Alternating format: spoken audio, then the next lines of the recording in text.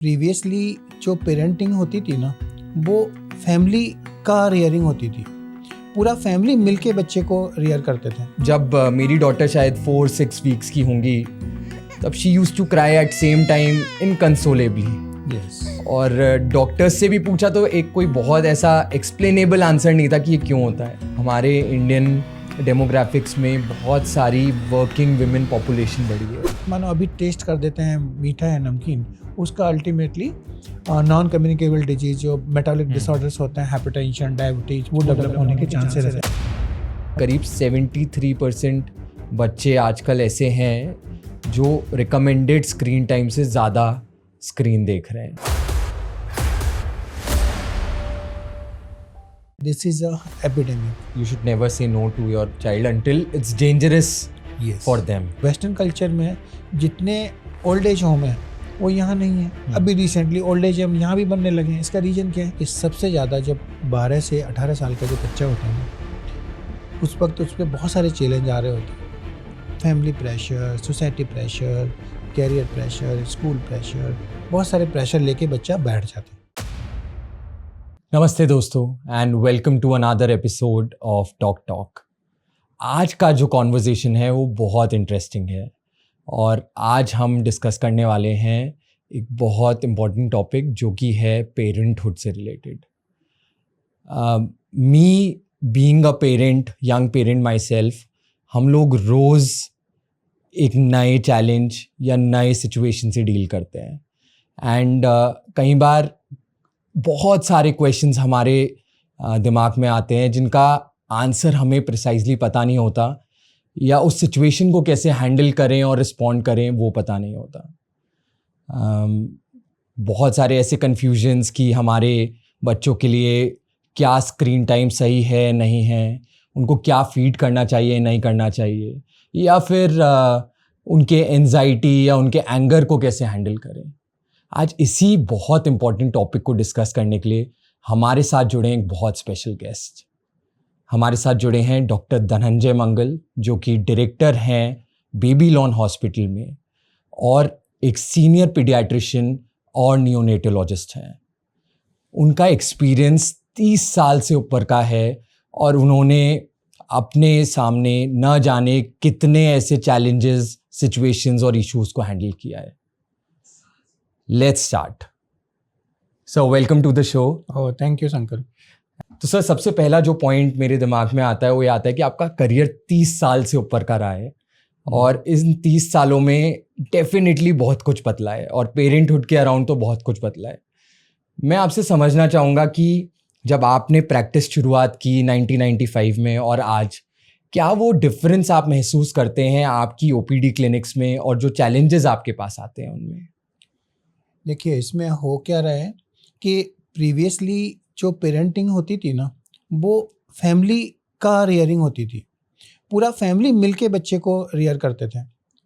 अभी क्या हो रहा है कि धीरे धीरे न्यूक्लियर फैमिली होती जा रही है, तो उसकी वजह से जो रियरिंग है वो फैमिली रियरिंग हट के और पेरेंट रियरिंग पे आ गई। बिकॉज पेरेंट्स जो होते हैं वो नए पेरेंट्स हैं, नए सिनेरियो में चेंज हो रहे हैं। पहले तो क्या होता था कि पूरी फैमिली मिलके उसको, बच्चे को संभालते थे, तो जो छोटी छोटी प्रॉब्लम्स थी वो सब सॉर्ट आउट हो जाती थी। अभी क्या होता है, न्यूक्लियर फैमिली होती है, नए पेरेंट्स होते हैं, चीज़ें पता नहीं होती हैं, सुपरविजन कम होता है, प्लस जिस तरह का सिनेरियो चेंज हो रहा है, सोशल मीडिया बहुत ज़्यादा हावी है, तो उसके इफ़ेक्ट में आके वो इस तरह का करना चाहते हैं कि क्योंकि इस सिचुएशन में, इस परिवेश में जो चेंजेज हुए हैं वो चेंजेज हुए हैं कि पहले बहुत ही सिंपल लिविंग होती थी, अभी चैलेंजिंग बहुत ज़्यादा हैं कैरियर के लिए भी एंड लाइफ में भी। तो पेरेंट जिस सिचुएशन से निकल के बाहर आ रहे होते हैं, क्योंकि इतना सारा डिफ़िकल्टी से बाहर आ रहे होते हैं, वो सोचते हैं कि मेरे बच्चे को मैं उससे बेटर केयर दे पाऊँ, तो इसलिए वो थोड़ा एंग्जाइटी रहती है। इसके लिए वो सोशल मीडिया यूज करते हैं क्योंकि उनके पास एक जो फैमिली का एनवायरनमेंट होता है या पेरेंट्स का, ग्रैंड पेरेंट्स का एनवायरनमेंट होता है, वो कंपैरेटिवली थोड़ा कम होता है। तो वो जो सिनेरियो होता है, तो उसके लिए ओवर एंग्शियसनेस ऑफ द पेरेंट्स और बेस्ट करने की जो एक एक्स्ट्राऑर्डिनरी इच्छा होती है आज के पेरेंट्स में, तो उसकी वजह से वो थोड़ा डिस्कॉर्डेंट हो गया। जो पेरेंटिंग प्रीवियस पेरेंटिंग थी वो थोड़ी लाइट पेरेंटिंग थी, तो लाइट पेरेंटिंग में छोटी छोटी चीज़ें अपने आप आराम से होती थी। अभी लगता है कि मैं कोई कमी तो नहीं छोड़ रहा, मैंने बच्चे को रात को उठाया नहीं, ऐसा तो नहीं है कि वो 6 घंटे से दूध नहीं पिया, तो they feel regret. So this is happening a current scenario, so this is bit different. So what do you think is the reason? क्योंकि ऐसे तो जॉइंट फैमिलीज में भी लोग रह रहे हैं और वहाँ पे भी कुछ सिमिलर से इश्यूज हैं। लोग न्यूक्लियर फैमिलीज में, जैसा आपने बताया, वहाँ पर शायद ग्रैंड पेरेंट्स और वो एक्सपीरियंस शेयर नहीं हो पाता। पर व्हाई डू यू थिंक कि ऐसा हो रहा है? और वो एंजाइटी या एंग्शियसनेस शायद पहले भी होती होगी, पर अभी अलग तरीके से मैनिफेस्ट हो रही है, या फिर एंजाइटी भी थोड़ी ज़्यादा है? दूसरा यही मैं जब बता रहा हूँ कि सोशल मीडिया एक, और जिस तरह ग्लोबलाइजेशन हुआ है, पहले एक्सपोजर ही नहीं था, ऊपर से जो सीख के आ रहे होते हैं ईयर टू ईयर, सालों से जो चीज़ें एक ट्रेडिशन चल रहा था, उस ट्रेडिशन को फॉलो करना था, क्योंकि वो सारी चीज़ें बच्चे को कैसे कब सुलाना है, कब नहलाना है, कैसे नहलाना है, क्या खिलाना है, वट एवर, तो वो एक ट्रेडिशन चला था, उस ट्रेडिशन को फॉलो कर रहे होते हैं। अभी क्योंकि ग्रैंड पेरेंट्स तो उसी ट्रेडिशन को फॉलो करना चाहते हैं, और जो न्यू पेरेंट्स हैं वो चाहते हैं कि नहीं आपको तो आता नहीं है। तो कई बार हमारे यहाँ सिचुएशन आती है कि ग्रैंड पेरेंट्स आते हैं साथ में, तो उनका कोई ऐसा मतलब इनटेक नहीं लिया जाता, इनपुट नहीं लेते जो रिसेंट जो फॉर्म पेरेंट्स हैं ना, तो जस्ट कीप देम अवे कि हाँ ठीक है आप चलो साथ में, ज़रूरत होगी तो हम आपको यूज करेंगे या आपको बता देंगे। सो दिस इज लाइक हैपनिंग। तो उसमें यह है कि मुझे लगता है कि वो चीज़ें भी उतनी ही अच्छी हैं जो ट्रेडिशन होते हैं, लेकिन कुछ ट्रेडिशन साइंटिफिकली होते हैं, तो एक बैलेंस करना होता है इसके लिए। तो बैलेंस करने के लिए हमें ओपन माइंड होना जरूरी है, राइट। पेरेंट्स का भी, ग्रैंड पेरेंट्स का भी, प्लस अदर फैमिली मेम्बर्स का भी। तो वो एक थोड़ा सा गैप है अभी जो चल रहा है। उस गैप के लिए बेस्ट तरीका क्या होता है कि जब फैमिली का आपस में रिस्पेक्ट, आपस में म्यूचुअल अंडरस्टैंडिंग बढ़ती है ना, तब ये सारी चीज़ें इम्प्रूव करती हैं। As a young parent, I have a daughter of 3 year old and I can completely relate कि बहुत सारी ये परमानेंट कॉन्फ्लिक्ट चलती रहती है, क्योंकि बहुत सारा जो इन्फॉर्मेशन है वो हमारे पास आता रहता है, और वहीं जो पुराना एक नॉलेज एक्सपीरियंस है वो ग्रैंड पेरेंट्स का होता है। तो बहुत छोटी छोटी चीज़ें जैसे कि क्या खाना है या फिर कब सोना है, उन सब चीज़ों में भी एक कॉन्फ्लिक्ट, एक व्यूज़ का कॉन्फ्लिक्ट हमेशा रहता है। सर, मैं आपसे ये समझना चाहूँगा कि है ना, बहुत सारे ऐसे, जब हम पेरेंट्स बनते हैं तो बहुत सारे ऐसे नए टर्म्स इंट्रोड्यूस हो जाते हैं, और एक टर्म जो मेरे दिमाग में अभी भी है और उसका मेरे को कोई रीजनेबल एक्सप्लेनेशन नहीं मिल पाया, वो है कॉलिक। तो जब मेरी डॉटर शायद 4-6 वीक्स की होंगी, तब she used to cry at same time inconsolably. और डॉक्टर्स से भी पूछा तो एक कोई बहुत ऐसा एक्सप्लेनेबल आंसर नहीं था कि ये क्यों होता है, और तब करना क्या है ये भी बहुत ज़्यादा क्लियर नहीं था। मैं आपसे समझना चाहूँगा साइंटिफिकली, मेडिकली होता क्या है, और उस सिचुएशन में करना क्या चाहिए। कॉलिक का मतलब होता है कि जो कोलोन, इंटेस्टाइन है, उसमें किसी तरह का एक मतलब pain, so that is colic. अब ये होता क्यों है? जनरली जो सबसे कॉमन चीज़ें होती हैं वो है गैस बनना पेट में। अब गैस बनने का बहुत सारे कारण होते हैं। आप मिल्क की कोई एलर्जी है या दूध पिला रहे हैं, दूध पिलाने की टेक्निक कैसी है। जनरली होता क्या है कि because of change of weather या नेजल ब्लॉक हो जाए किसी भी कारण से, अपन वो फीड कराते हैं, तो फीड कराते कराते बच्चा फिर मुंह से ही सांस ले रहा होता है, तो मुंह से सांस लेता है तो एयर एनगल्फ करता है, एयर एनगल्फ करता है तो जो स्टमक से जो आगे गैस एक्सपेल करती है इंटेस्टाइन में, फिर वो धीरे धीरे करके जब इंटेस्टाइन को एक्सपांड करती है तो पेन होता है। उसके लिए पहले क्या करते थे गांव में कि हींग लगा देते थे। अभी भी उसी हींग का वही सेम पैटर्न आज रोल ऑन आते हैं कि भाई ये रोल लगा दो, एस्पेक्टेडा का। चीज़ें वही होती हैं, लेकिन उसको साइंटिफिकली अपने को थोड़ा अडेप्ट करना है। तो इसीलिए दूध पिलाने से पहले यदि हम मुंह बंद करके एक एक ड्रॉप नॉर्मल सलाइन की डालते हैं नाक में, तो वो नाक खुल जाती है। नाक खुल जाती है, फिर अपन दूध पिलाते हैं। तो दूध पिलाते पिलाते अपन एक साथ नहीं पिलाना चाहिए। जल्दी जल्दी बच्चा दूध पीता है तो वो जल्दी एयर एंगल्फ करेगा। तो उसके लिए धीरे धीरे दूध पिलाएं, एक साथ दूध ना पिलाएं। जो दूध पिला दिया डकार दिला दी, दूध पिला दिया डकार दिला दी, तो उससे जो एयर जाती है वो एयर रिगर्जिटेट करके बाहर आ जाती है और बच्चा कंफर्ट महसूस करता है। प्लस दूध पिलाने के बाद में उल्टा गोदी में लटाओ, जिससे वो गैस एक्सपेल करे और प्लस उसको कंफर्ट महसूस हो। सो बेसिकली एग्जैक्ट आप पूछेंगे तो कॉलिक का कॉमन साइंटिफिकली रीजन यही होते हैं, और उसकी टेक्निक पिलाने की तरीका इस पे जाएंगे तो ये इम्प्रूव करेगा। कई बार ये आप बिल्कुल सही कह रहे हैं कि जनरली इसको इवनिंग कॉलिक होता है। जनरली जो टाइम होता है ना बच्चे का क्राई करने का, वो इवनिंग में होता है।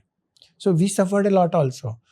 हमारे जब बच्चे थे तब भी हमें ये लगता था ये हो क्या रहा है, बट अल्टीमेटली धीरे धीरे समझ में आया कि ये एक साइकिल होती है, एक बायोलॉजिकल क्लॉक होती है, उस क्लॉक के हिसाब से चल रहा होता है सर। राइट। एंड इसमें बहुत एक इम्पॉर्टेंट रोल मदर का होता है, और कई बार बच्चे को कुछ भी हो रहा होता है तो उसमें मदर के ऊपर रिस्पॉन्सिबिलिटी आ जाती है, मदर अपने ऊपर ले लेती है। जैसे कि एक कॉमन, मुझे नहीं पता वो मिथ है या रियलिटी है, कि मदर जो खाती है उसका असर ब्रेस्ट मिल्क पे भी पड़ता है, और उससे भी शायद गैस या जो भी ऐसे रिलेटेड इश्यूज हैं वो होते हैं या नहीं होते। मैं चाहूँगा आप अपने हमारे व्यूअर्स पे एक क्लैरिटी दें कि एग्जैक्टली उसका कोरिलेशन है या नहीं है। देखिए, ये एक मिथ ही है कि माँ का खाने से और इस तरह का बच्चे के कॉलिक होता है या बहुत ज़्यादा बच्चा परेशान होता है। जनरली होता क्या है, थोड़ा तो हो सकता है कि भाई आप बहुत ही ज़्यादा गैस की चीज़ें खा रहे हैं या बहुत ज़्यादा इस तरह की चीज़ें खा रहे हैं जिससे मदर के भी गैस बन रही है, और एक्सेसिव किसी भी चीज़ की एक्सेसिवनेस तो प्रॉब्लम करती है।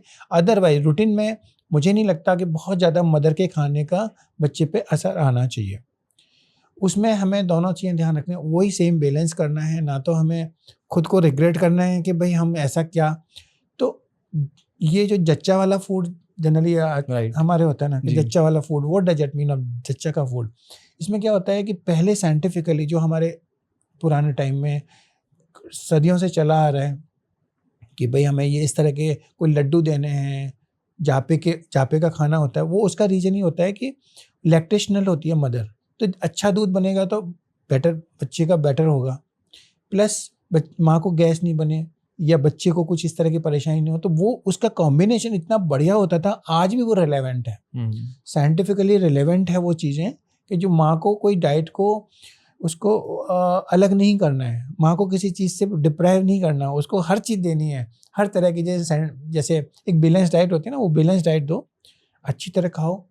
तो nutrition, mother nutrition is very important for the child also. Right. Regret नहीं करना, ना उन पर थोपना है। एक्चुअल में ये जो हमें अभी आजकल आता है ना कि मदर, ग्रैंड मदर आती है, ग्रैंड मदर कहती है ये खा लेती है और ऐसा होता है, सो सी ब्लेम सर। तो धीरे धीरे कन्फ्लिक्ट्स बढ़ते हैं। तो इस तरह का होना चाहिए कि माँ को भी समझना है कि ऐसा कुछ होता नहीं है, और ग्रैंड मदर को भी समझना है कि नहीं, ऐसा कोई बहुत ज़्यादा फर्क नहीं पड़ता है, थोड़ा बहुत दोनों बैलेंस करके, कि भाई बहुत ज़्यादा ऐसी चीज़ें ना खाए। और जो सदियों से चली आ रही है वो परंपरा, ऐसा नहीं है कि एकदम से बिल्कुल क्लोज कर दिया है, बस साइंटिफिकली थोड़ा सा मैनेज हो जाती है।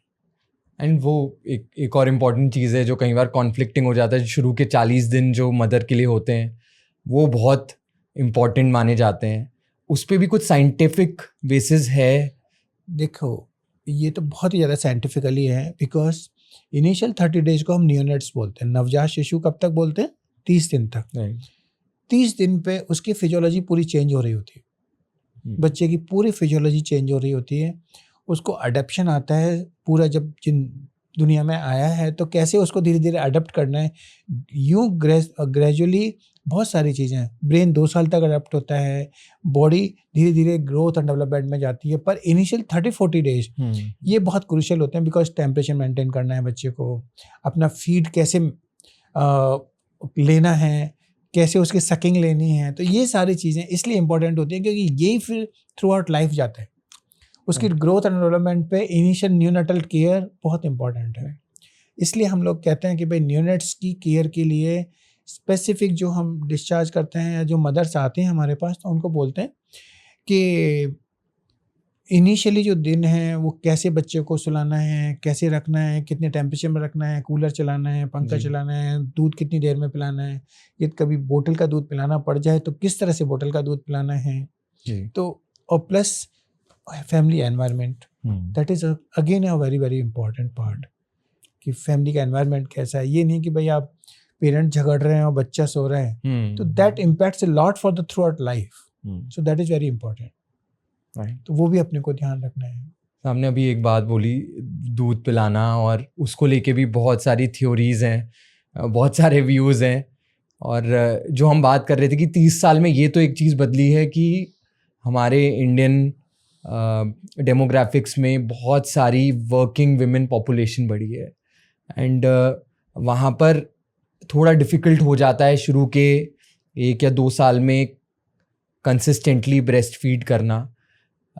तो इसको लेके मैं आपसे समझना चाहूँगा as a doctor, what is your recommendation? अलग अलग चीज़ें हैं कि there is option of bottled milk, आप पंप कर सकते हैं, पाउडर मिल्क है, and then breast milk. What is your recommendation as a doctor?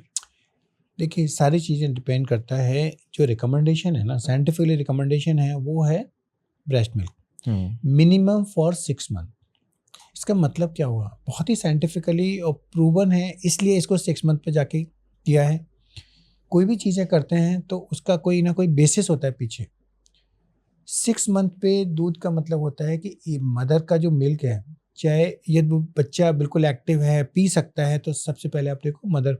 Even अभी रिसेंट कॉन्सेप्ट है एनआर, मतलब जो न्यूनेटल का कॉन्सेप्ट है कि immediately after delivery you have to put on the breast milk, directly माँ के ब्रेस्ट पे रखो, जिससे वो इनिशियल जो कोलेस्ट्रॉम आता है, that is very very important, तो वो देना है। और उसके बाद मदर, क्योंकि मदर मिल्क में, ब्रेस्ट मिल्क में और फॉर्मूला मिल्क में, कहने को फॉर्मूला मिल्क अलग अलग तरह के आते हैं, बहुत सारी चीज़ें उसमें सप्लीमेंट करते हैं, लेकिन जो इम्यूनोग्लोबुलिन्स हैं या इम्यूनिटी के लिए लैक्टोफरेन है, बहुत सारी ऐसी चीज़ें हैं जो ब्रेस्ट मिल्क से और कहीं होती नहीं है, मतलब फॉर्मूला मिल्क में नहीं है, तो वो हमें नहीं मिलती, तो लॉन्ग टर्म में उसकी इम्यूनिटी लो होती है, एलर्जी बढ़ती है, तो ये सारी चीज़ें।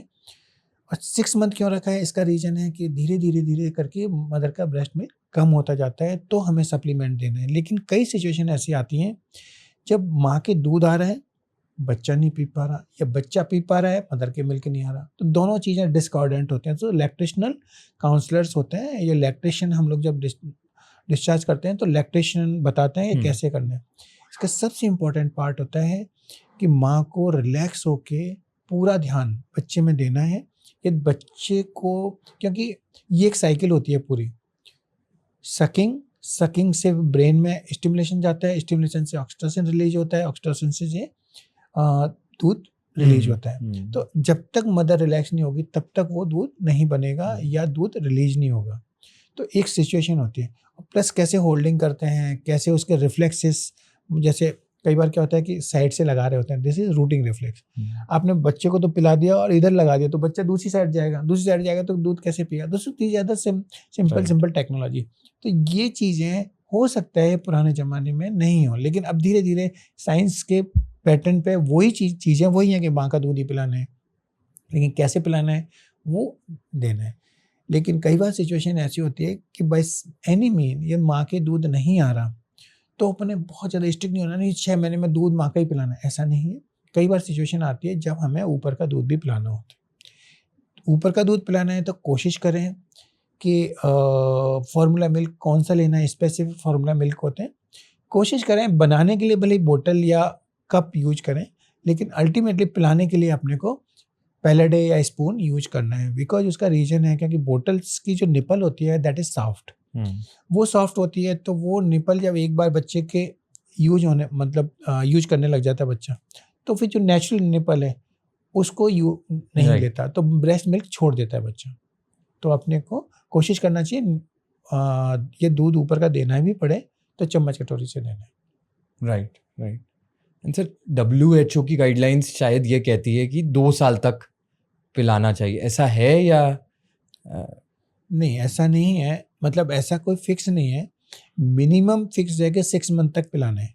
उसके Right. बाद जब तक दूध आता है, इवन जैसे वर्किंग वुमेन्स हैं, वर्किंग मदर हैं, वो ईबीएम एक्सप्रेस ब्रेस्ट मिल्क निकाल के और वो भी रख के जा सकते हैं। ऑफिस जाने से पहले रख जाए या आने के बाद, मतलब Right. थ्रू आउट डे वो मिल्क चल सकता है। सर एक प्रॉब्लम टिपिकली होती है खासकर ब्रेस्ट फीडिंग में कि आपका स्लीप साइकिल खासकर पेरेंट्स का पूरा ख़राब हो जाता है। मदर्स खासकर बहुत एक वैसी सिचुएशन में आ जाती हैं जहाँ पे हर 2 घंटे 3 घंटे में उनको उठना, और बहुत सारे केसेस में ऐसा भी होता है वो अडेप्ट नहीं कर पाते हैं, तो वहाँ पे रात में एक जैसे पाउडर्ड मिल्क या ऊपर का दूध प्रेफर कर लेते हैं लोग। उसको लेके आपका क्या राय है और करना चाहिए? देखो, जितना नेचुरल, जितना बैलेंस होना चाहिए, कोई भी सिस्टम बहुत ज़्यादा एकदम से स्ट्रिक्ट नहीं होना चाहिए। ये थ्रू आउट डे मदर कोई सर्विस से आ रही है और थकी हुई है, नहीं आपको तो फीड कराना है, एवरी 2 आवर फीड कराना है या बिल्कुल टाइम से पिलाना है, ऐसा नहीं है। ये माँ आके 1 बार या 2 बार दूध पिला के उनको लगता है कि ऊपर का दूध देना है तो बैलेंस करके आराम से दे सकते हैं। अल्टीमेटली इंटेंशन क्या है कि पेरेंट्स भी, क्योंकि देखो पुराना पेरेंट्स से अपन कंपेयर करें पुराने, तो उनके पास तो सिर्फ यही मेन था, तो वो तो they are free to parenting their children. लेकिन अभी क्या है, इनको डबल ट्रिपल जिम्मेदारियां संभालनी पड़ती है। राइट। तो हमें उसी हिसाब से बैलेंस, आज के सिनेरियो के हिसाब से बैलेंस करना है। तो ऊपर का दूध देना है या कभी कभी ज़रूरत है तो अपन काउ मिल्क और वो दे सकते हैं, बफेलो मिल्क, लेकिन उसमें डाइल्यूट नहीं करना, उसको चम्मच कटोरी से ही देना। ये बेसिक चीज़ें हैं जिसको हाइजीन मेंटेन करना है। इमीडिएटली यूज के बाद में रखना नहीं है उसको, रखना है तो फ्रिज में रखना है। तो इस तरह के ये कुछ साइंटिफिकली चीज़ें हैं जो हमें ध्यान रखनी है, बट बैलेंस करके चलना है। यदि ऊपर का दूध देना है तो देना है। राइट। ऐसा कोई स्ट्रिक्ट नहीं है कि हाँ हम नहीं दे सकते। सर जब बच्चा होता है तो बहुत सारी ऐसे क्वेश्चंस आते हैं, बहुत सारी ऐसी सिचुएशंस आती है जहाँ पे हमें पता ही नहीं होता कैसे रिस्पॉन्ड करना है। एक बार आपसे समझना चाहेंगे क्या वो प्रिकॉशंस हैं।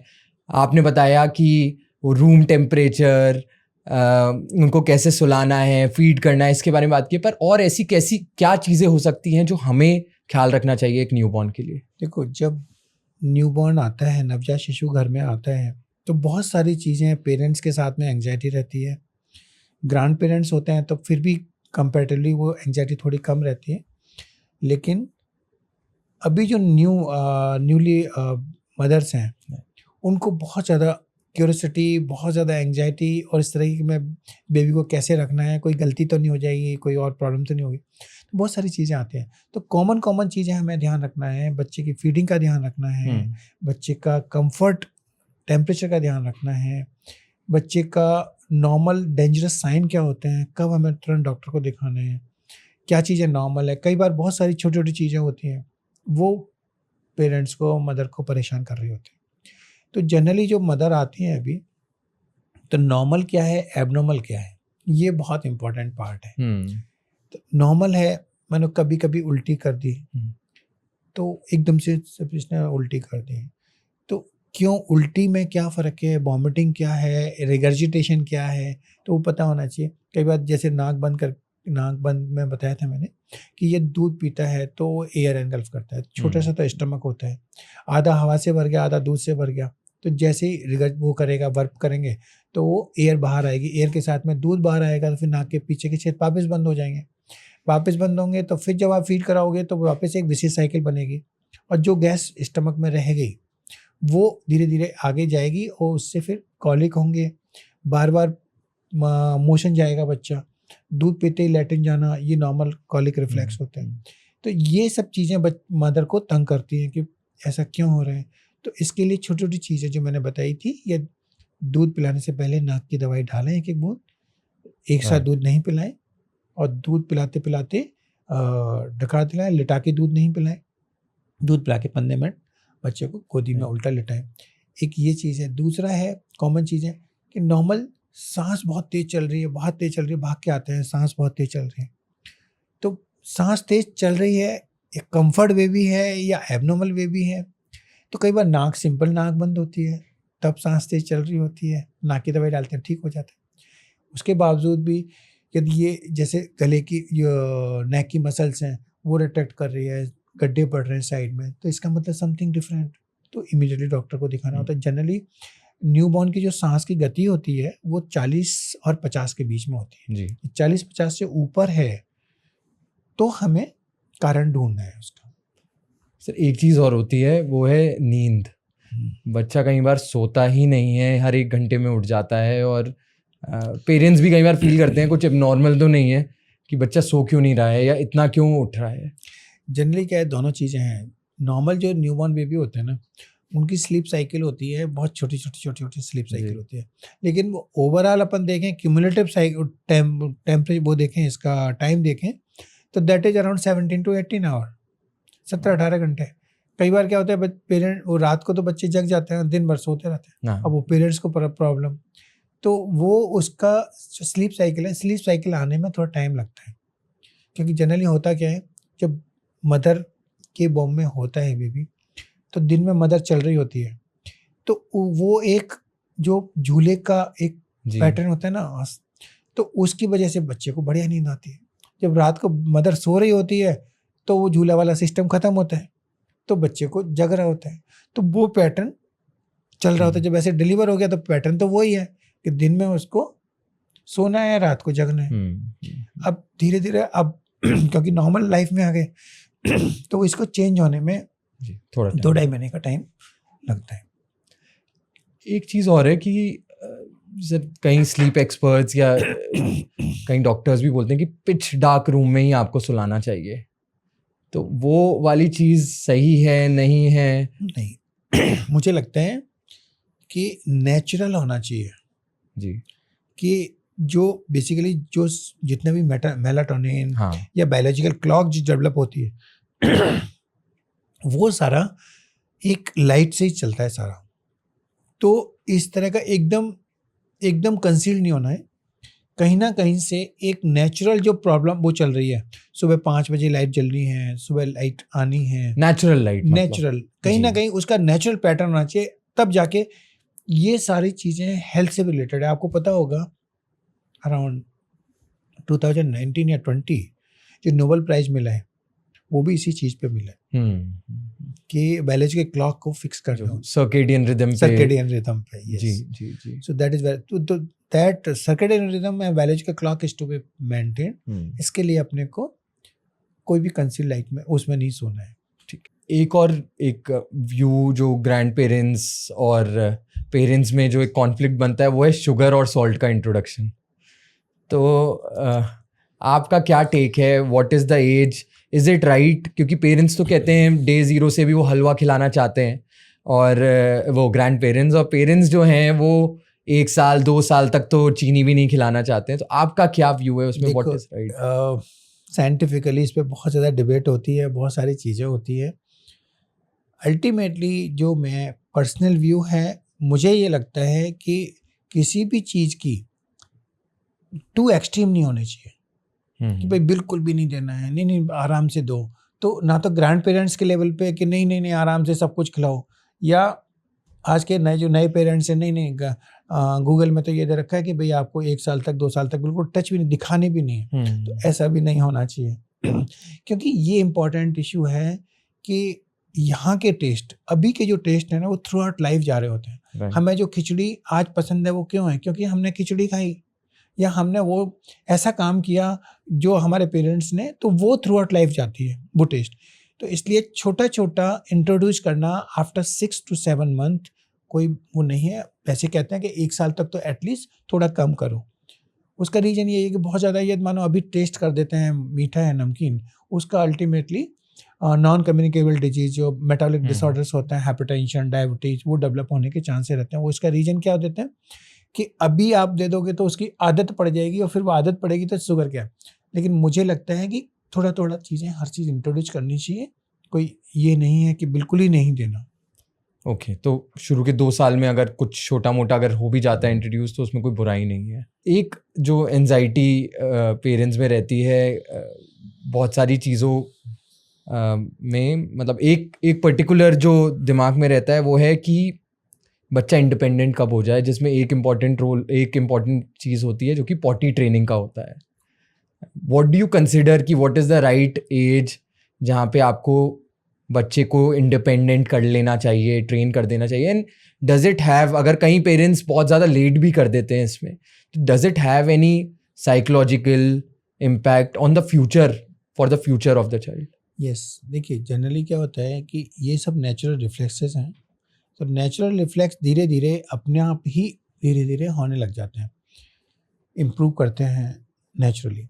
लेकिन कई बार हमें उनको सपोर्ट करना होता है, तो जो पॉटी रिफ्लेक्स है या डिफिकेशन रिफ्लेक्स है या यूरिनरी रिफ्लेक्स है, तो धीरे धीरे हम ये जनरली 1.5 से 2 साल तक इम्प्रूव करके 3 ईयर में, इसीलिए जब स्कूल भेजते हैं तो इसका पीछे कॉन्सेप्ट यही होता है कि जब इनके ये जो नॉर्मल रिफ्लेक्सेस हैं, नेचुरल रिफ्लेक्स है, वो इम्प्रूव कर जाए। तो इसमें शुरू से ही हम लोग जैसे ट्राई करते हैं कि कुछ ऐसा कंडीशन रिफ्लेक्स डेवलप कर दें कि जैसे पॉटी आए तो तुरंत बाथरूम की तरफ जाना है, या यूरिन जाए तो वहाँ जाना है, कैसे बैठना है, कैसे उसको डिफिकेट करना है। तो ये सारी चीज़ें जो टॉयलेट ट्रेनिंग है, वो टॉयलेट ट्रेनिंग अब जनरली 6, 7, 8 महीने से देना शुरू कर। अगर 3 साल से ज़्यादा टाइम ले रहा है बच्चा और डाइपर पे ही है, तो आपको लगता है कि तो वो एक साइकोलॉजिकल इश्यू हो सकता है, या टॉयलेट ट्रेनिंग प्रॉपर नहीं हुई है, वो रीज़न हो सकता है। तो उसके लिए मुझे लगता है ऐसा है तो we should consider to consult paediatrician. Okay, right. And sir, एक जब मैं रिसर्च कर रहा था हमारे इस कॉन्वर्जेशन के लिए, तो एक स्टैटिस्टिक बड़ा डरावना सा निकल के आया, और आई नो कि वो सबके लिए एक कंसर्न है, जो कि स्क्रीन टाइम. कुछ एक स्टैटिस्टिक था जो कि एक सर्वे किया था, जहाँ पे करीब 73% बच्चे आजकल ऐसे हैं जो रिकमेंडेड स्क्रीन टाइम से ज़्यादा स्क्रीन देख रहे हैं. What is your take on this complete screen time debate? ये मतलब मैं तो कहूँगा this is a epidemic, this is the pandemic और एपिडेमिक, बिकॉज अभी हम लोग पहले देखते थे कि कई बार हमें स्क्रीन या टीवी लगाना होता था वार्ड में। अभी जब हम लोग राउंड पे जाते हैं तो माँ भी वीडियो वो देख रही होती है, व्हाट्सएप वो देख रही होती है मोबाइल, और बच्चे को भी मोबाइल दिया होता है। तो दिस इज़ आयरनी कि आप सोचो कि जस्ट टू अपनी लाइफ को कंफर्ट करने के लिए आप बच्चे को मोबाइल दे रहे हो। सेम हैपनिंग कि खाना नहीं खा रहा, कोई नहीं, मोबाइल दिखा के खिला लेते हैं। सो ये सब चीज़ें कहाँ से सीख के आते हैं बच्चे? ये बच्चे सीखते यही हैं, ये सारी चीज़ें आप इंट्रोड्यूस। तो मुझे लगता है कि इसके लिए पेरेंट्स, हमारा एनवायरनमेंट, हमारा सोसाइटी ज़्यादा जिम्मेदार है रादर देन चिल्ड्रन। बिकॉज एक बार जब आपने दे दिया, और दूसरा उसका long term impact, screen time का लॉन्ग टर्म इम्पैक्ट कितना ज़्यादा है कि आपको यूं वो करते रहते हैं, और यूं करके, और मतलब रिटेन नहीं हो रहा कुछ भी, बस जस्ट चेंज। राइट. सो डोपामिन का जो एक होता है ना कि भाई जब पढ़ते हैं, ध्यान से पढ़ते हैं, तो डोपामिन रिलीज होता है, फिर एक आपको कॉन्फिडेंस आता है। अभी तो बस एक सुपरफिशियल चल रहा है। तो लेटर ऑन जब पढ़ते हैं बच्चे, बुक्स पढ़ने का वो ख़त्म हो जाता है, जो रिटेंशन होती है वो ख़त्म हो जाती है। आपको बार बार पेज चेंज करते रहते हैं, लेकिन वो आदत तो वही है। तो इसके बहुत सारे इम्पैक्ट हैं, बहुत सारी चीज़ें सर, हैं। आप ऐसे clinical cases I am sure देखते होंगे, तो मैं चाहूँगा कि आप अगर कुछ ऐसे केसेस हैं जो अपने व्यूअर्स से शेयर करना चाहते हैं, जिससे ये भी पता चले, क्योंकि हम तो आज देखते हैं, बस आज का ही सोच रहे हैं. आई एम श्योर आप तो वो फ्यूचर देख रहे हो, तो what are those repercussions that can happen? एक छोटे छोटे इसके पीछे आप एक्शन ले सकते हैं, छोटी छोटी। लेकिन कुछ भी करने से पहले मुझे लगता है कि सबसे पहले अपने को चेंज करना ज़रूरी है। आप जो चाहते हो बेबी से या फिर बच्चों से जो चाहते हैं वो हमें करना है। यदि आप चाहते हो कि बच्चा रात को बैठ के मोबाइल ना देखे, तो हमें मोबाइल आपको बाहर रखना है। खाने के टेबल पे बैठे हैं तो कॉमनली मोबाइल सब बाहर रखेंगे, या मोबाइल टाइम फिक्स कर देते हैं कि भाई आप ठीक है, क्योंकि आजकल का सिनेरियो है कि हमें ग्लोबलाइजेशन है, बहुत सारी चीज़ें हमें पढ़ाई भी उससे करनी होती है, बहुत सारी चीज़ें करनी होती है। तो उसके लिए आप टाइम फिक्स कर दें कि ये होना है, एक बड़ी screen rather than mobile. Mobile को कोशिश करें मोबाइल ना हो, टाइम फिक्स करें।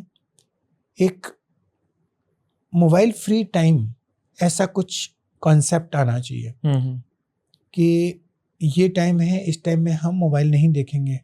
तो जब पेरेंट्स नहीं देखेंगे तो बच्चे भी नहीं देखेंगे। एक्चुअली हो क्या रहा है कि हम एक्सपेक्ट करते हैं बच्चों से कि बच्चे ना देखें, बच्चे पढ़ें, और हम लोग मोबाइल देखते हैं, तो वो बच्चा कैसे देखेगा? So basically what the child takes, वो जो चीज़ें लेते हैं वो ये है कि जो हम कर रहे हैं, rather than we have to be the role model rather than a preach नहीं कर, प्रीच को अडेप्ट करने में मुश्किल आती है। और राइट, आपको करके ही दिखाना होगा या एक्शंस ही होंगे। तो स्क्रीन टाइम के लिए सबसे ज़रूरी चीज़ है कि हम कम से कम यूज करें, जहाँ ज़रूरत है यूज करें। कैसे हमें बाहर रखना है, मतलब आप फिक्स कर लें कि बेडरूम में मोबाइल के साथ में नहीं जाना है। तो सर इनकी वजह से आपके पास कुछ ऐसे केसेस भी आते हैं बच्चों में जो एंजाइटी, डिप्रेशन या वेरी फ्रिक्वेंट अभी जो सिनेरियो है ना, बहुत ज़्यादा चेंज हो गया है। Rather than addiction, right, it's addiction. If more than 8 hours a day, more than 6 hours a day, he is not able to take food, he is not able to go to school because of mobile. So this is addiction. So अभी इसके लिए बहुत सारे courses हैं हमारे, कैसे उसको छुड़ाना है, कैसे उसको दूर रखना है, कैसे उसका इम्पैक्ट को कम करना है। So we are having so many right courses or modules under Indian Academy Pediatrics are doing a very good job for this. Sir एक बार अगर बच्चा इस विशियस साइकिल में फंस जाए, क्योंकि ये एक विशियस साइकिल ये है कि फॉर एग्जांपल बच्चा रोज़ सिर्फ टीवी के सामने ही अपना खाना खाएगा, तो वहाँ पे हम देखते हैं कि रेस्टोरेंट्स में भी जाते हैं तो वहाँ पे भी स्क्रीन ऑन रहता है और बच्चा उसी के साथ खाता है, और अगर उसको नहीं मिलता है तो वो नहीं खाता है। तो इस विशियस साइकिल को कैसे ब्रेक किया जाए? What is the way to break this cycle? Actually में जितना इंटरेक्शन पेरेंट्स का बच्चे के साथ होना चाहिए ना, वो जितना रहेगा, इसका मतलब ये है कि आप या तो इंटरेक्ट कर नहीं रहे हैं, इंटरेक्ट कर रहे हैं तो एक फॉर्मल इंटरेक्शन हो रहा है। जब अपन बच्चे के साथ बैठे होते हैं तो we should enjoy the parenting, क्योंकि मैंने आपको बोला था कि ये जो इनिशियली 18 to 20 ईयर होते हैं ना, ये लाइफ में कभी दोबारा नहीं आते। What does it mean? इसका मतलब ये है कि शुरू में जब बच्चा आपके घर में होता है, आपके साथ रह रहा होता है, आपको every moment you have to enjoy, child भी और पेरेंट्स भी। क्योंकि इसके बाद जब वो कॉलेज जाते हैं, बाहर जाते हैं, तो एक लिमिट हो जाती है कि हाँ, जब वो आएंगे साल में 2 बार 3 बार तब आप मिलोगे, तो वो रहेगा नहीं। तो इसलिए इस मोमेंट को, दिस इज एन अपॉर्चुनिटी, तो उस अपॉर्चुनिटी को आप ये करके कि नहीं मैं तो अभी रिलैक्स, ठीक है मैं तो मोबाइल देख लेते हैं, आप तुम अपना काम करो, मैं टीवी देख रहा हूँ, ऐसा नहीं। ये जो आप कह रहे थे खाने के टाइम पे टीवी चलता है, या तो ये अपने को करना है कि अब बिकॉज अपन टीवी बंद कर देंगे तो जब धीरे धीरे करके आदत ही हो जाएगी, भाई खाने के टाइम पे टीवी चलता ही नहीं, या टीवी का टाइम फिक्स है कि हाँ न्यूज़ चलाना है या वट एवर, जो भी बच्चे के काम, तो वो फिक्स करके कर दो कि भाई आप स्कूल से आओगे, सोओगे, आराम करोगे, थोड़े 10 मिनट 15 मिनट आधा घंटा या टीवी देखना है तो देखो, मना भी नहीं करो। एक्चुअली में किसी चीज़ को आपने देखा होगा, साइकोलॉजी होती है, जिस चीज़ की मना करते हैं उस चीज़ की इच्छा ज़्यादा हो जाती है कि यार ऐसा क्या है इसमें, ये किसी चीज़ का हमें नहीं मिला तो हमें लगता है नहीं नहीं ये तो होना ही चाहिए था। तो आप बहुत ज़्यादा उसको मना नहीं करें, लेकिन उसको इस तरह से फीड करें, इस तरह से उसको अवेलेबल कराएं कि उसको इजी भी रहे और उसको ये लगे नहीं सब कुछ ठीक है। तो इस तरह से मुझे लगता है कि धीरे धीरे करके कर सकते हैं। आपने वो मना करने वाली बात करी, और एक ये चीज़ इवन मेरे पेरेंट्स भी मुझे कहते हैं कि यार you should never say no to your child until it's dangerous for them. पर कई बार वो बाउंड्री कहाँ ड्रॉ करनी है समझ नहीं आती, क्योंकि आपको लगता है कि शायद वो ठीक नहीं हो रहा है और आप रेजिस्ट नहीं कर पाते वो मना करना। तो आपको क्या लगता है, इज दिस ट्रू, या बच्चों को इंडिपेंडेंस दी जाए, उन्हें करने दिया जाए जो वो कर रहे हैं, एक्सप्लोर करने दिया जाए, अदरवाइज जैसे क्यूरियोसिटी किल करते हो जाती है ऐसा कहते हैं। तो what is your take on this? नहीं, बिल्कुल हमें उनको फ्री भी छोड़ना है, उनकी क्यूरियोसिटी को और उनके जो एक्सक्लूसिविटी होती है जिससे वो देखते हैं, उनको वो ज़रूर होना चाहिए, देखना चाहिए, लेकिन अपने पास वॉच रखना है, अपने को कॉशियस रहना है कि कोई गलत डायरेक्शन में तो नहीं चलेंगे बच्चे। दूसरा क्या होता है कि because everyone a career oriented, तो जब बच्चा अकेला होता है तो उसका वो पैटर्न कैसे रखना है, उसको वो कैसे करें कि वो इजी वो हो जाए। क्योंकि जनरली क्या होता है कि आप काम पे गए, बच्चा अकेला है या मदर के साथ है, मदर के भी अपने कमिटमेंट्स होते हैं, तो वो अपना काम कर रहे हैं। तो उस टाइम वो जो फ्री टाइम होता है ना बच्चे का, उसको हमें कैसे ठीक करना है, तो वो देखना ज़रूरी है। उसके लिए कुछ इस तरह की चीज़ है कि भाई गेम्स बनाओ, games Khelo rather than a screen, तो वो चेंज कर सकते हैं। Right right right. एक और डिबेट जो इंटरजेनरेशनल रहता है कि बच्चों को स्कूल भेजने की सही एज क्या है। आजकल स्कूल्स टिपिकली 18 महीने से स्टार्ट हो जाते हैं, बल्कि कई पेरेंट्स उससे पहले भी भेज देते हैं। एक साइंटिफिक मेडिकल पर्सपेक्टिव में व्हाट इज़ योर टेक? वो सेपरेशन एंजाइटी बच्चा ले सकता है इस एज में, नहीं ले सकता है, and what is right, what is not right, अगर आप समझा पाए। स्कूल का कॉन्सेप्ट होता है what means of school. School होता है कि आपको एक formal and social environmental stimulation देना होता है। उसमें इनिशियली डेवलपमेंट तो साथ ही हो रहा है, सारा डेवलपमेंट तो हो रहा है, ग्रोथ भी हो रही है। अब उसको जैसे जैसे स्टिमुलेशन मिलेगा वैसा वैसा वो डेवलप होगा। अलग अलग माइलस्टोन्स होते हैं। ब्रेन की जो डेवलपमेंट है, एब्स्ट्रैक्ट थिंकिंग कब आती है, या पीयर सोशल इंटरेक्शन कब करने लग जाता है, या उसका इमिटेशन कब करने लग जाता है, कब उसको, तो ये सारी चीज़ें, या कब उसके हाथ में राउंड बनाना कब शुरू होता है, या स्क्वायर बनाना कब शुरू होता है, 3 स्टेप चलना कब शुरू होता है। तो these are the development of the child. उस डेवलपमेंट के हिसाब से वो जो करिकुलम बनाया होता है स्कूल का, वो करिकुलम बनाया होता है। सिर्फ स्कूल जाने का मतलब फॉर्मल स्टडी नहीं है, उसका मतलब ओवरऑल डेवलपमेंट, कि बच्चों से इंटरेक्ट करेगा, बच्चों के साथ खेलेगा, लोगों को समझना शुरू करेगा। कौन, मतलब जैसे अपन स्कूल जाते हैं, कॉलेज जाते हैं, तो अलग अलग लोगों को कैसे पहचानते हैं, किसको, तो ऐसे ही इसमें भी अलग अलग है। तो स्कूल का मतलब ये नहीं कि फॉर्मल स्कूल। एज है तो एज में क्या होता है, प्ले स्कूल। प्ले स्कूल वो स्कूल वर्ड है, पर that is the change of place rather than school. Right. So play activity जो आप घर पे, बिकॉज ऑफ लाइक एक कंसील्ड सा एनवायरनमेंट है, घर में 2 लोग हैं, 4 लोग हैं, तो इसलिए अपन स्कूल भेजते हैं कि वो थोड़ा खुश होगा, थोड़ा एनवायरनमेंट चेंज होगा। सो this is not a play place rather than a school. So initially 1.5 साल 2 साल से धीरे धीरे करके अपन उसको भेजते हैं। इसका मतलब ये है कि हम उसको इंट्रोड्यूस कर रहे हैं स्कूल्स के लिए। पर बच्चा अगर वो रोज़ रो रहा है, या वो उसको एंजाइटी हो रही है अपनी मदर या अपने फादर से अलग होने की, उस केस में क्या करें? वो तो और जनरली आपने देखा होगा, जब बच्चे को लेके जाते हैं तो पेरेंट्स को बैठना पड़ता है। वो जी, वहाँ थोड़ी देर बैठते हैं, उनको मतलब धीरे धीरे एस्टिमेशन दे रहे हैं। अपन एक साथ नहीं कर सकते ना ठीक भाई। बात। कभी आधा घंटे बिठा के लिए आए, एक खिला के लिए आए, तो उनको कहा, बड़ा अच्छा है भाई, खेल के ही तो आना है, जाना है। सो वो धीरे धीरे चेंज होता है। प्लस इंटरेक्ट करते हैं, बच्चों के साथ खेलते हैं, फिर कहते हैं नहीं नहीं हो गया हमारा तो काम। तो आधा घंटे में, कभी 1 घंटे में, कभी 2 घंटे में। तो धीरे धीरे this is introduction of other place and just to मतलब रिस्ट्रिक्ट द जो एंग्जाइटी है, पेरेंटल एंग्जाइटी है, मतलब राइट। जो सोशल सेपरेशन की एंग्जाइटी होती है, वो धीरे धीरे कम होती है। एक इंडिपेंडेंट बनाने के लिए या जल्दी बनाने के लिए पेरेंट्स टिपिकली ये भी चाहते हैं कि बच्चा अपने आप जल्दी एक कम उम्र में ही अकेले सोने लग जाए या अपने बेड पे सोने लग जाए। आपका क्या इसमें एक ओपिनियन है कि should child sleep on their own और ऑन देयर ओन बेड, या अपने खुद के कमरे में सोएं, और किस एज से सोएं? नहीं, इसमें यह है कि ऐसे एज तो फिक्स नहीं होती, पर 3 साल के बाद में सेपरेट कर सकते हैं। पर सेपरेट का मतलब ये नहीं कि आप you should be disconnected and totally separate. Right.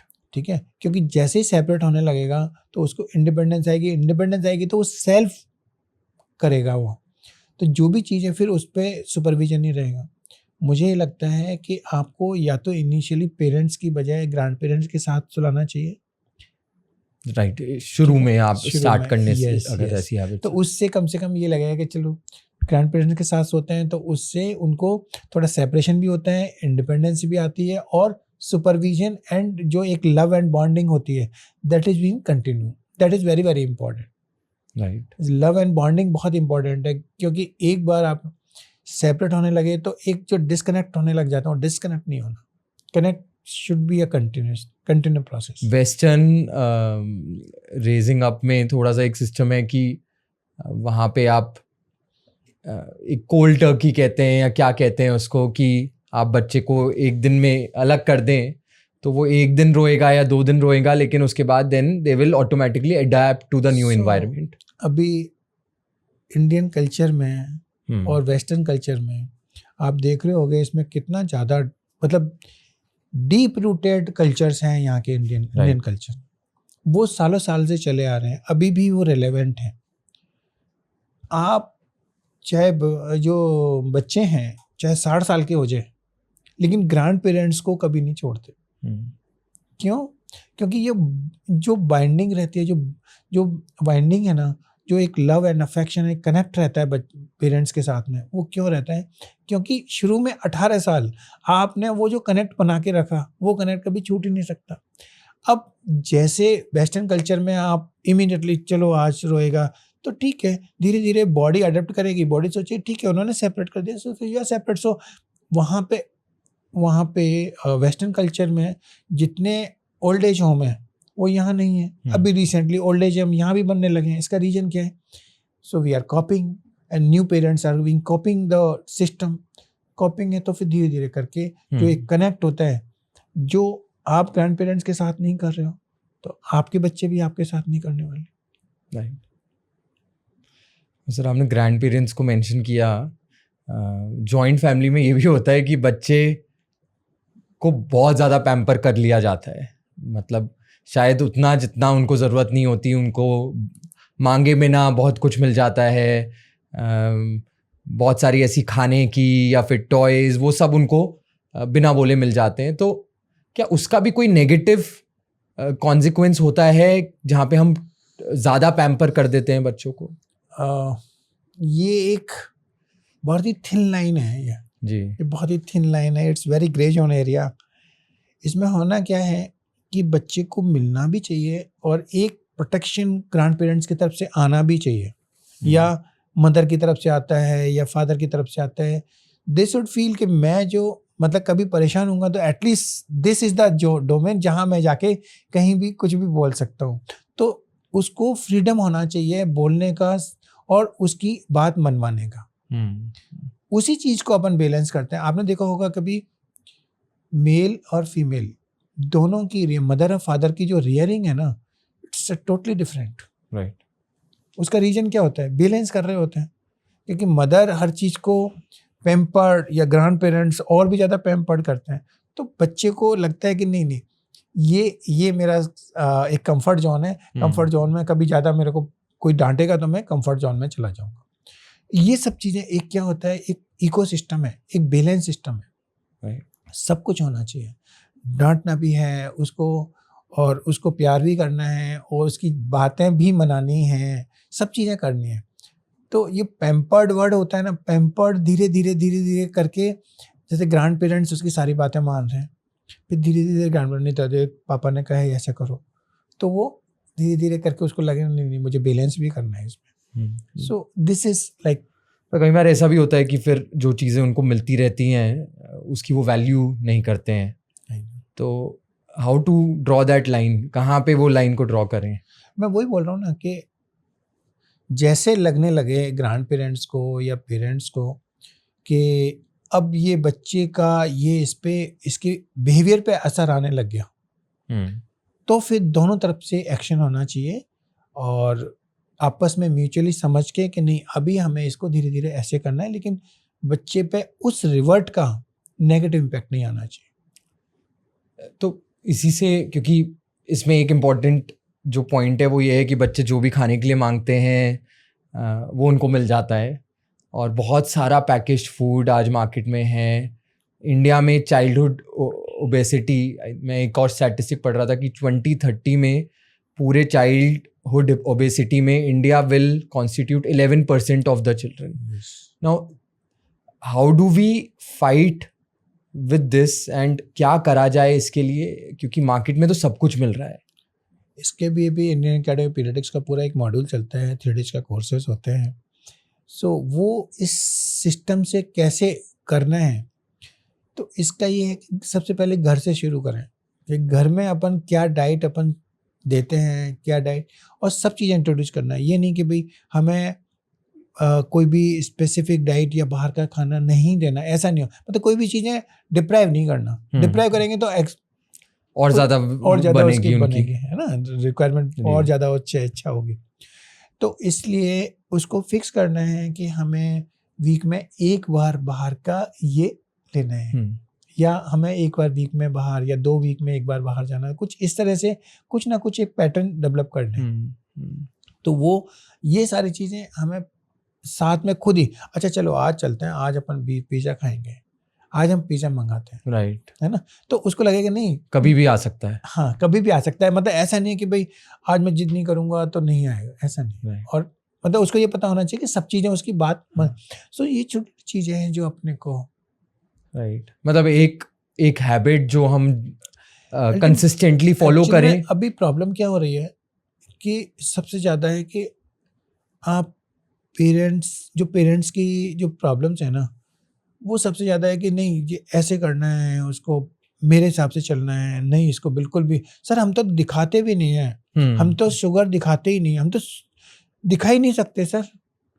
और नहीं बाहर का फूड नहीं, हम तो कभी नहीं ले गए सर, 3 साल से बच्चे को घर में ही, हम तो कहीं घर का ही फूड देते हैं. So what does it mean? ऐसा भी नहीं करना है, क्योंकि जितना ज़्यादा आप फोर्स करेंगे ना, एक्चुअल में आपको भी दोनों को मिल के चलना है ना आगे. राइट, ठीक है, बिल्कुल सर. और एक और जो चैलेंज बच्चों में आता है, खासकर जो थोड़े बड़े बच्चे होते हैं, टीनेज किड्स होते हैं, वहाँ पे हम देखते हैं कि छोटी छोटी बातों पे कई बार वो बहुत जल्दी गुस्सा आना, इम्पेशेंस होना,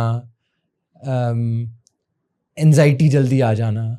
ये वाले चैलेंजेस जो हैं इनको कैसे डील करें, क्योंकि एज पेरेंट हमें भी पता नहीं होता उसको कैसे रिस्पॉन्ड करना है. यस, ये बहुत पर्टिनेंट है. आज के ज़माने में बहुत सारी चीज़ें हैं, और मुझे लगता है कि सबसे ज़्यादा जब 12 से 18 साल का जो बच्चा होता है ना, उस वक्त उस पर बहुत सारे चैलेंज आ रहे होते हैं. Family pressure, society pressure, career pressure, school pressure, बहुत सारे प्रेशर लेके बच्चा बैठ जाता है. अब आपको रेड फ्लैग साइन आने चाहिए कि कब रेड फ्लैग साइन हो रहा है, कब प्रॉब्लम्स आ रही है. तो उसके लिए रेपो, जो सबसे इम्पॉर्टेंट पार्ट है, रेपो एंड कम्युनिकेशन. बच्चे के साथ में रेपो बना के रखना है. आप उसको free and though, 24 hour you are free too. चाहे मैं प्रैक्टिस कर रहा हूँ या मैं कहीं कभी कमिटमेंट पे हूँ, बट यदि बच्चे को कोई इमीडिएटली रिक्वायरमेंट है तो आप उसको फ्री हैंड दो कि आप तो फ़ोन कर ही सकते हो, आप तो बात बता ही सकते हो. तो उसको ये फ्री हैंड होना चाहिए कि मैं कम्युनिकेट कर सकता हूँ पेरेंट्स के साथ किसी भी टाइम. वो नहीं है कि नहीं अब तो ऐसा है कि गए ऑफिस, अब ऑफिस से आने के बाद ही आप बात करोगे, और मेरी मीटिंग चल रही है, मेरा ये है, ये नहीं. पहली चीज़. दूसरा, आने के बाद में communication is very very important. उसको पूरी बात बोलने दो. खाने के टेबल पे, खाने के बाद घूमना है, या जो भी गेम खेलना है, वॉट एवर. ये तो आपको सोसाइटी में चक्कर लगाने हैं, सोसाइटी में घूमना है, तो एटलीस्ट क्या होता है कि जितना टाइम आप साथ में रहेंगे ना, उतना आपकी बॉडी लैंग्वेज से और उसके कम्युनिकेशन से, उसके जो वर्ड यूज कर रहा है, तो उसकी इंटरनल फीलिंग, इंटरनल जो प्रेशर चल रहा है, वो प्रेशर अपने को पता लगता है. तो जो सबसे इम्पोर्टेंट पार्ट है, कम्युनिकेशन छोड़ना नहीं है. Even though those who are already gone to college or somewhere outside the city, then we have to be communicated daily.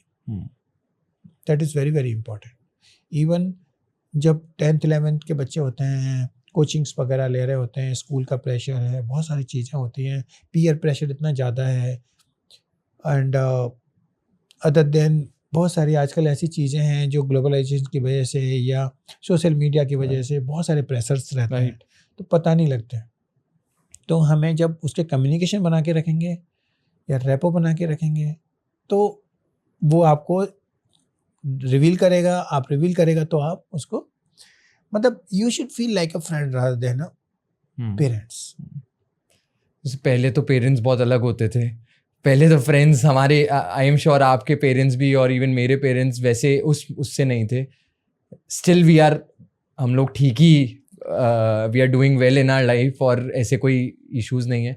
What do you think has changed since then? नहीं तो वही मैं बोल रहा हूँ, because of the change of the environment, because of like nuclear family हो गई है, राइट। किसको बोले, फ्रेंड्स नहीं है, सोशल मीडिया इतना ज़्यादा हो गया, तो सोशल मीडिया का इम्पैक्ट है ये सारा कि मतलब पहले हमारे टाइम में कभी सोचते नहीं boyfriend girlfriend, even in the school age, so this is happening.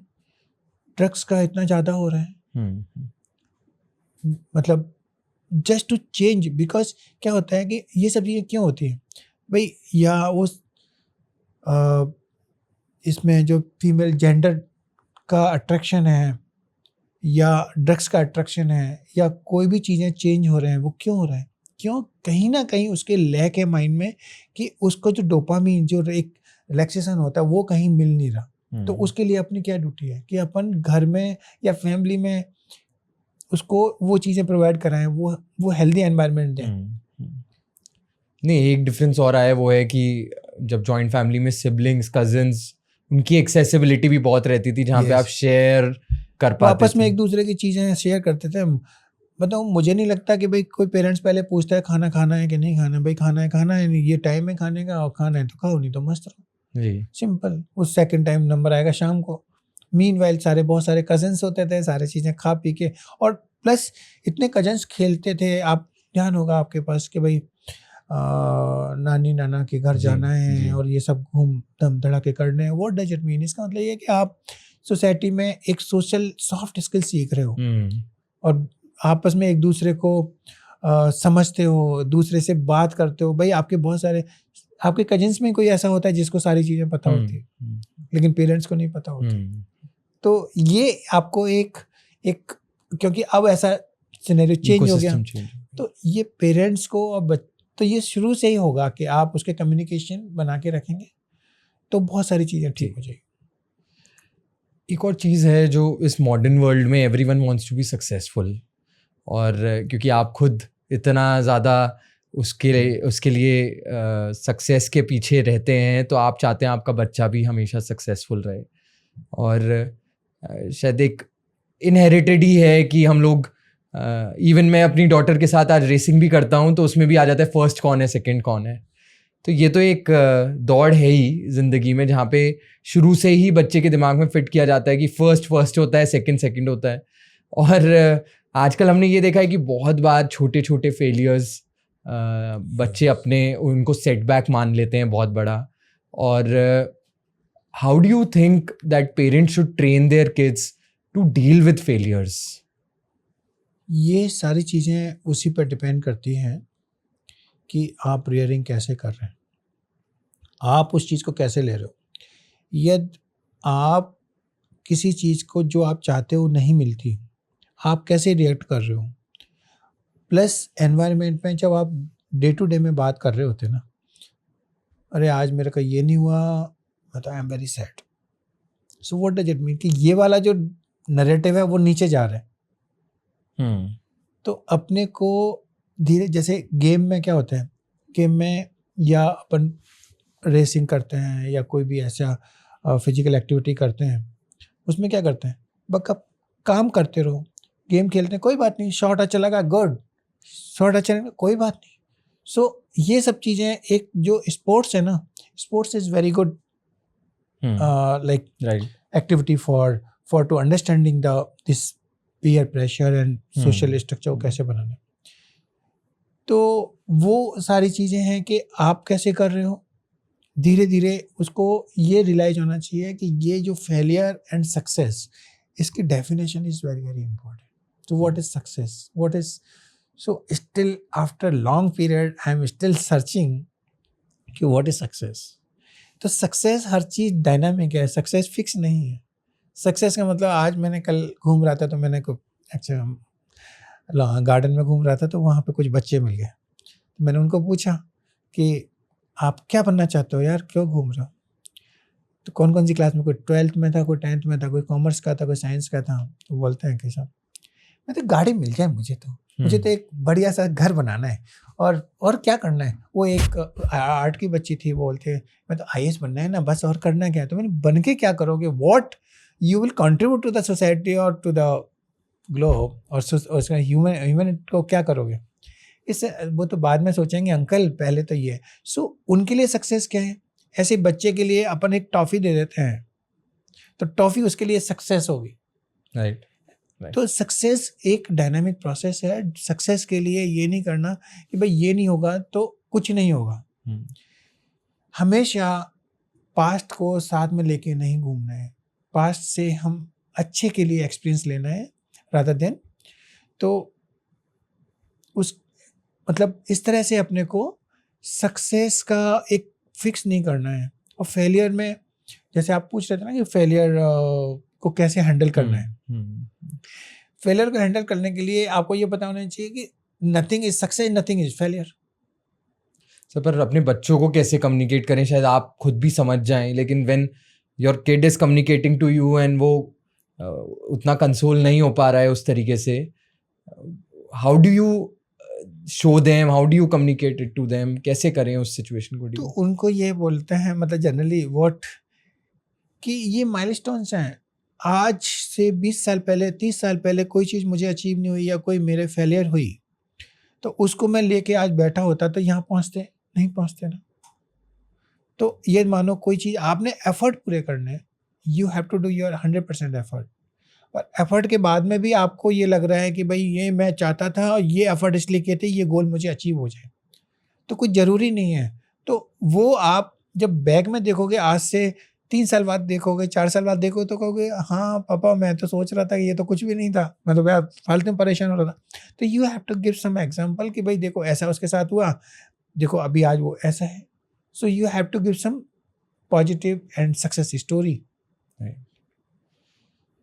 Sir, on a closing note, अगर आपको आज के पेरेंट्स को कुछ टिप्स देनी हो फॉर देयर चिल्ड्रंस हेल्थ, और ये भी बताना क्या तो वो चीज़ें अच्छी कर रहे हैं already, there are some good practices that today's Indian parents are doing really good, और कुछ ऐसी चीज़ें हैं जो हमने भी अभी भी डिस्कस की जहाँ पे इम्प्रूवमेंट चाहिए, व्हाट वुड दे बी, दोनों चीज़ें?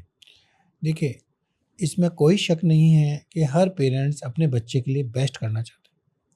बेस्ट के लिए चाहे वो जहाँ से भी इनपुट लेता है, या उसने अपनी थ्रू आउट लाइफ जो सीखा, या वो जहाँ जहाँ उसको प्रॉब्लम्स हुई, वो नहीं चाहता कि उसके बच्चे को ये प्रॉब्लम्स हो। इसलिए वो कई बार एक्स्ट्रा करके या बिफोर टाइम कि नहीं ये पढ़ लो या ये कर लो या ऐसे बनना है या कोचिंग में पहले एडमिशन कराना है। So what does it mean कि कोई भी चीज़ें समय से पहले या ओवर एंथुजियास्टिक होके ओवर बर्डन बच्चे पे नहीं करनी है। पहला मेरा मानना ये है, नेचुरल जितना लाइफ जिएंगे उतना बढ़िया रहेंगे, पहली चीज़। दूसरा, communication and rapport, most important part. So they are the two things which we should, light रहना है और बच्चे के साथ जितना टाइम बिताना है वो टाइम बच्चे के साथ बिताएं। तो धीरे धीरे करके आपका जो बहुत सारी चीज़ें जब रैपो बन जाती है, कम्युनिकेशन होता है और बच्चे को फील होने लगे, टॉयज में क्या है, टॉयज दिया आपने उसको, हैप्पीनेस आई। जब पेरेंट्स के साथ रह के हैप्पीनेस आती है तो इसका मतलब ये है कि वो आप राइट ट्रैक में हैं। सो मेरा लास्ट जो इस कम्युनिकेशन का जो मैसेज है वो यही है कि एक तो बच्चे के साथ जितना टाइम बिताना है उसके साथ एंजॉय करें, और दूसरा कम्युनिकेशन और रैपो बना के रखें। हर चीज़ थोपने की कोशिश नहीं करें।